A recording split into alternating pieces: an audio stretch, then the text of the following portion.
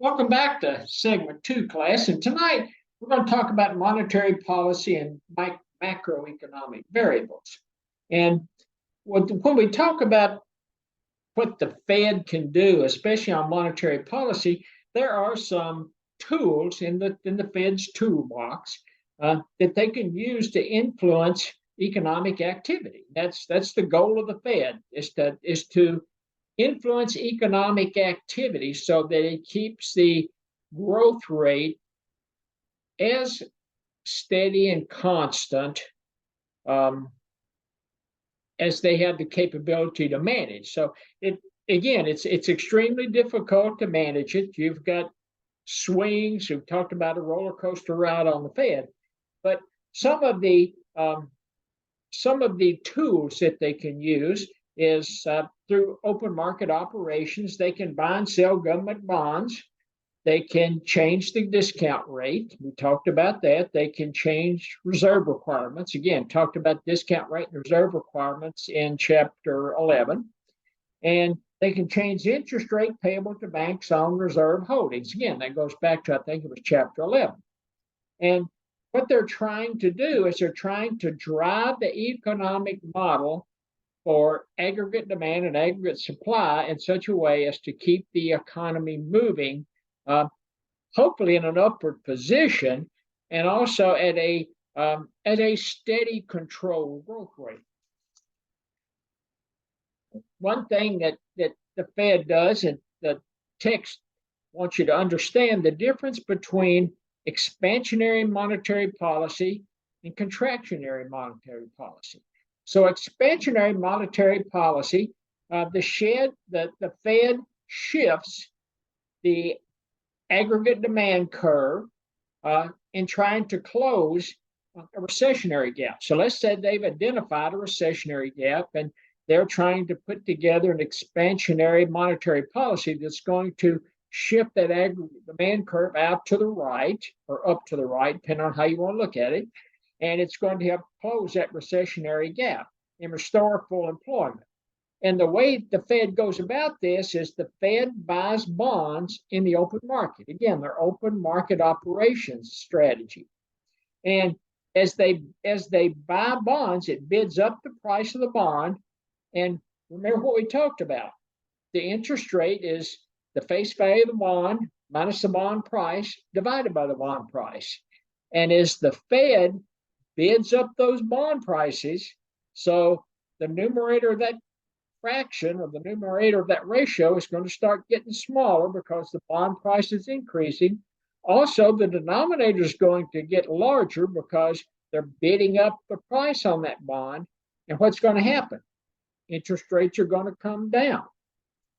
The Fed prints money to buy bonds. It increases the money supply and it causes interest rates to come down. Again, they're bidding up the price of the bonds, competitive market, bidding up price of bonds, and as those prices of those bonds go up, interest rates are going to come down. And as the interest rates come down, it stimulates investment and interest-sensitive consumption purchases.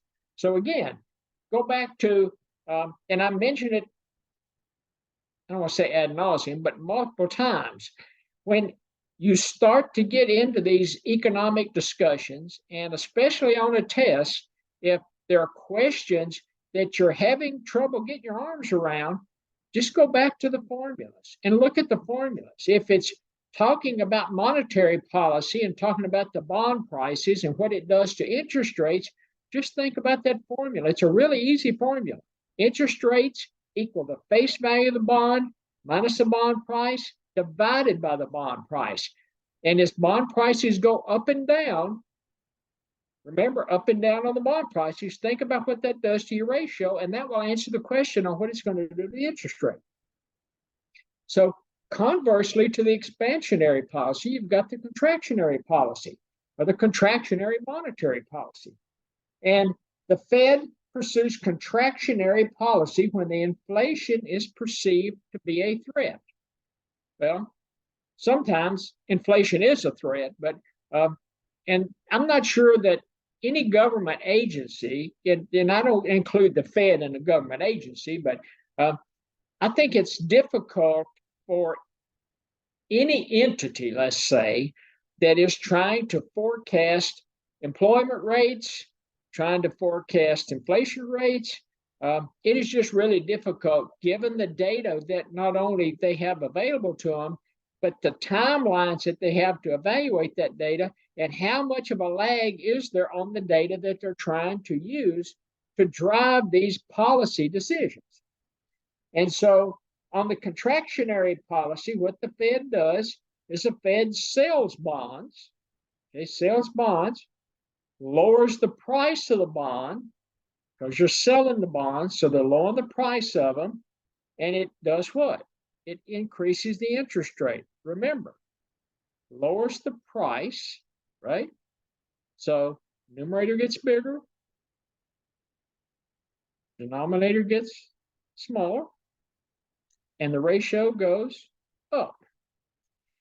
In the monetary market, bond sales reduce the money supply and raise the interest rates, reduces some investment and some consumption spending.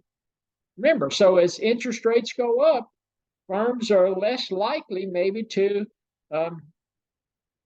be aggressive in investing and increasing their capital stock. And think about the consumer.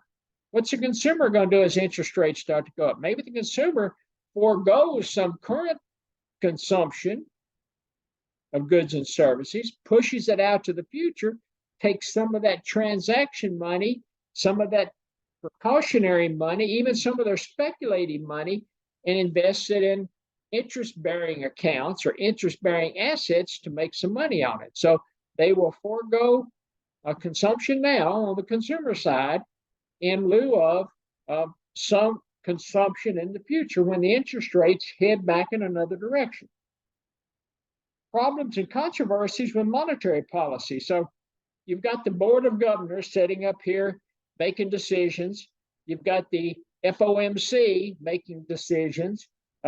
Fortunately, they're independent of political institutions, and they reach decisions they implement quickly based on the information that they have. They implement quickly and they make decisions quickly. The best interest of the nation without regards to prevailing political winds. That's extremely important. They're not, the Fed is not, I guess in the South you'll say beholding, but the Fed is not beholding to the political climate unless the political climate, for some reason, threatens to change the mandate that is set up for the Fed.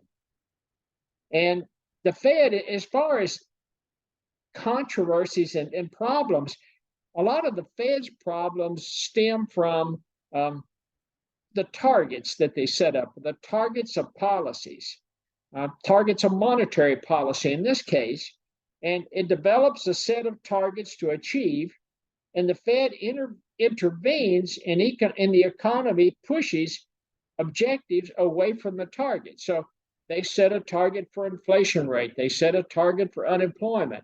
And as the economy starts to push the metrics that the information is giving up away from these objectives or away from these targets, then at that point, the Fed starts working their magic with monetary policy to try to get the metrics back closer to targets. And as far as the targets, when we're talking about targets, let's look at the interest rate. The key role, especially the Federal Reserve fund rate, that's on the interest rate side.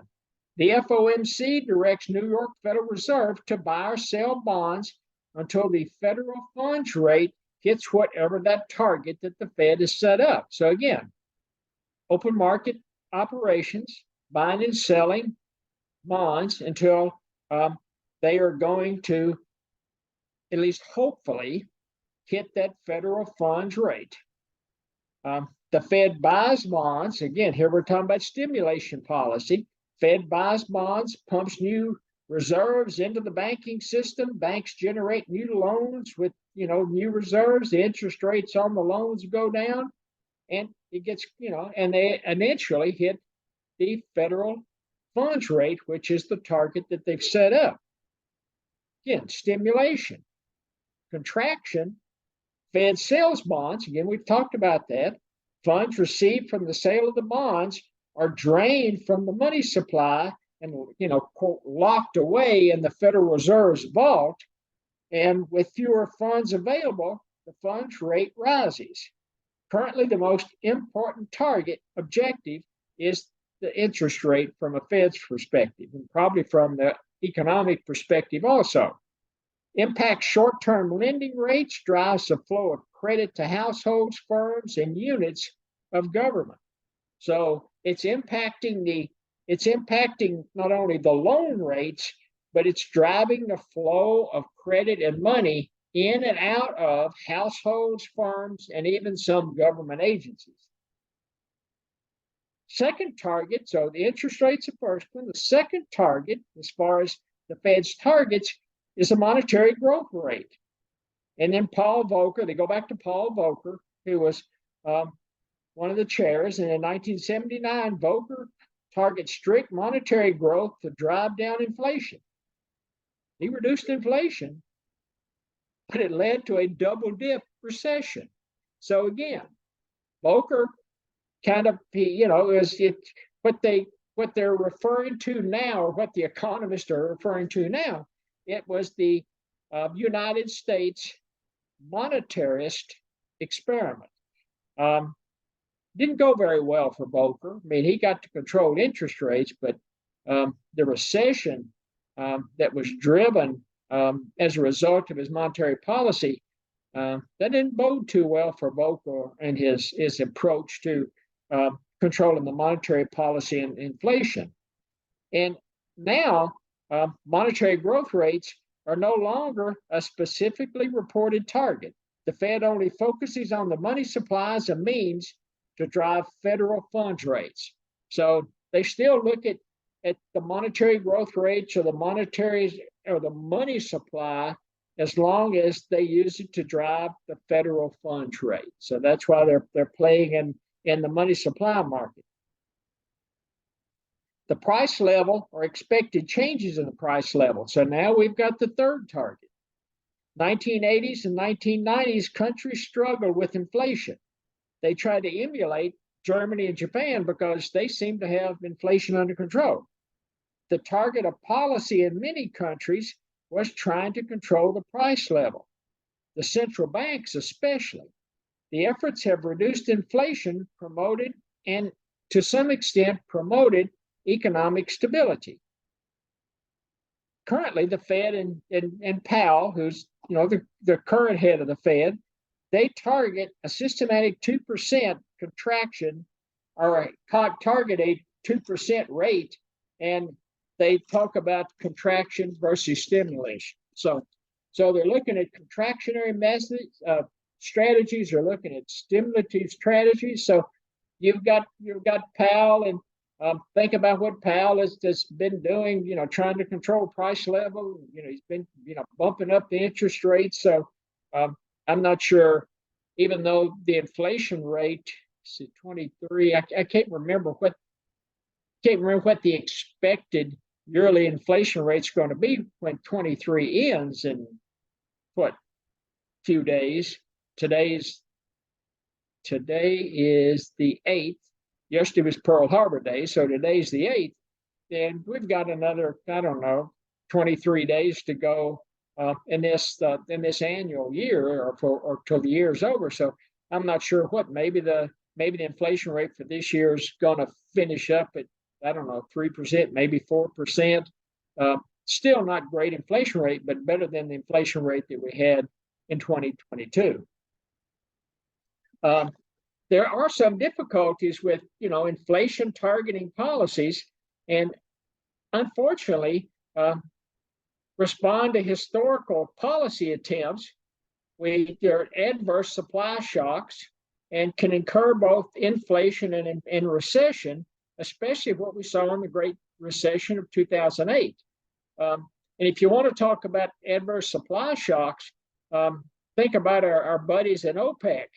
We talked about oil prices. I think they were talking about it maybe in chapter 3 or chapter 4. I can't remember, one of the earlier chapters in the text, about the historical oscillation or wild swings and fluctuations in oil prices.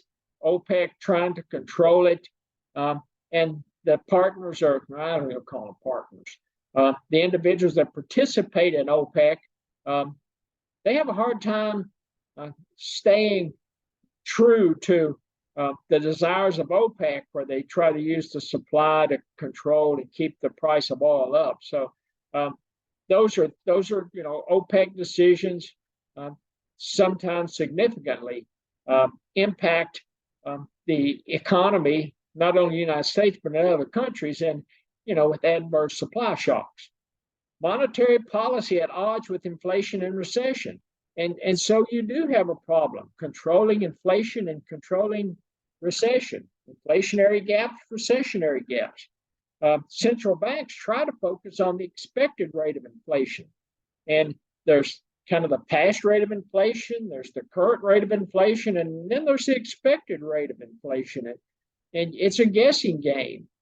Again, economists develop these very complicated, intricate models, and some work, some don't. And policymakers are using these models to try to determine the expected inflation rate. And they're basically what they're trying to do. They're trying to get out ahead of it, trying to get out in front of it, to even if it goes inflationary or recessionary gap, trying to stay out far enough ahead of it so that the swings and the depths or the breadth of those gaps is not as significantly damaging to the economy as it would ordinarily be.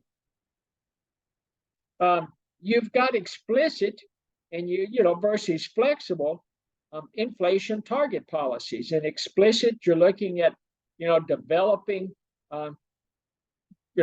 inflation targeted policies, and on the flexible side, they've already developed, and they want something that's flexible and something that's not like trying to turn the Titanic, something that you can you develop and be flexible and implement and be able to tweak as you go along.